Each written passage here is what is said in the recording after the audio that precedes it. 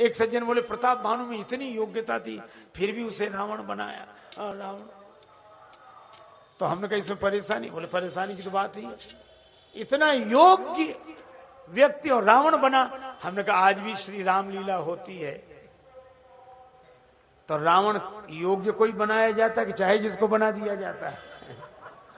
आज भी रामलीला हो तो रावण किसी योग्य कोई तो बनाया जाएगा, और दिखने में ही रावण दिखे और योग्यता ना हो।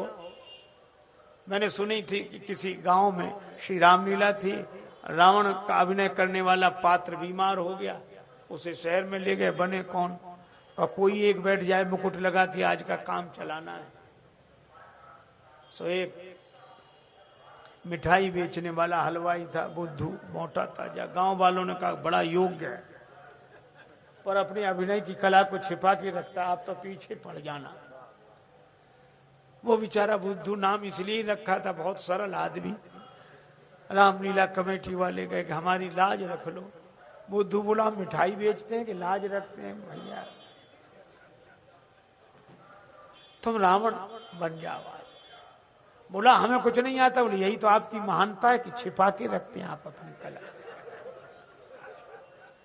अब वो बहुत मना करे, बोले नहीं नहीं नहीं नहीं, फिर बुद्धू कैसा जो मान ना जाए।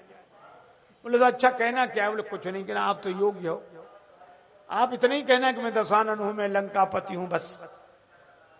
बुद्धू मान गए। दिन भर यही रटे हो, लोग मिठाई खरीदने आए, मैं लंकापति हूं, मैं दशानन हूं। लोगों का क्या हो गया इस बुद्धू को? रात्रि को जब स्टेज पे मंच में मुकुट लगा के बिठाया बुद्धू, तो उसका शरीर तो ऐसा लगे कि हाँ सचमुच बड़ा।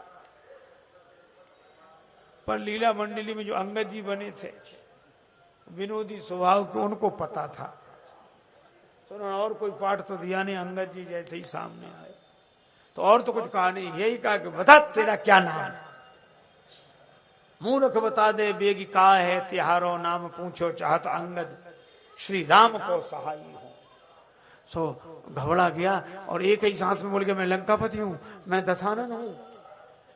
जाको भय माने राजेश देश देशन के, सोई 10 शीस नहीं करत बड़ाई हो। तो बोलो बाली सत्य सत्य भाखो बैन, नाही सिर तिहारो तलवार ते उड़ाई हो। और जो तलवार दिखाई तो रावण घबरा गया जो बना था, तो कहा कि नाही सिर तिहारो तलवार ते उड़ाई हो। तो घबरा के बोला माफ करो अंगद जी, मारो मत, रावण नहीं गंगा की दुहाई में बुद्धू हलवाई।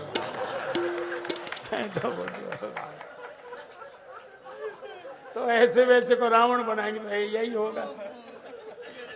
आज आप विचार करो, जब आज की रामलीला में जब मनुष्य राम जी का रूप धारण करे, जब मनुष्य राम जी का रूप धारण करे तो भी योग्य रावण चाहिए, और जब स्वयं भगवान ही श्री राम जी ही मनुष्य रूप धारण करें तो कितनी योग्यता चाहिए। इसीलिए मैं कहता हूं कि राम जी का सखा दास सेवक बनने के लिए तो जो योग्यता लगती हो सो लगती हो, पर राम जी का शत्रु बनने के लिए भी कम से कम प्रताप भानु जितने पुण्य चाहिए, प्रताप भानु जितनी योग्यता चाहिए। ये भगवान की इच्छा है, जय विजय उन्हीं के पार्षद है। यही तो रावण कुंभकर्ण है, तो भगवान इन्हें अपने में लीन करते हैं। तो ये काल की बात, और इसीलिए प्रताप भानु प्रथम समय पाए पुनि सुन सोई राजा, और वो आपन अति असमय अनुमानी, फिर समय फिरा तेई खल, समय प्रताप भानु कर जानी, आपन अति असमय अनुमानी। तो कुंभकर्ण ने जो कहा भयउ काल बस वीर। अच्छा एक बात और, किसी ने कहा कि भगवान ने मारीच को देव दुर्लभ गति दे दी, मुनि दुर्लभ गति, मुनि दुर्लभ गति दीन सुजाना। तो मारीच कोई भक्त है, मारीच कोई संत है, चलो मान लो कुंभकर्ण को अपने में लीन कर लिया, रावण को भी अपने में। ये इतनी ऊंचाई भगवान क्यों देते हैं? एक और तो मारते हैं, एक और तो मारते हैं और दूसरी ओर अपना धाम देते हैं, ऊंचाई देते हैं। क्यों?